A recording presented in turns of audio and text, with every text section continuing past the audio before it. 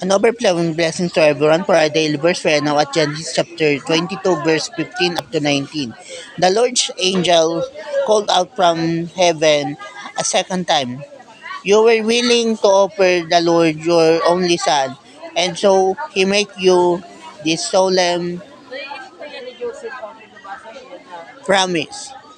I will bless you and give you such large family that someday your descendants will be more numerous than the stars in the sky or the grains of sand along the beach.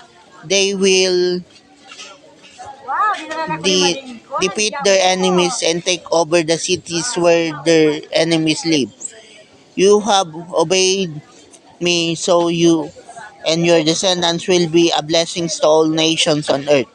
Abraham and Isaac went back to the servants who had come with him, and they returned to Abraham's home in Beersheba. So in this passage, we can see that indeed after the trials of Abraham, the Lord blesses Abraham and he and his descendants.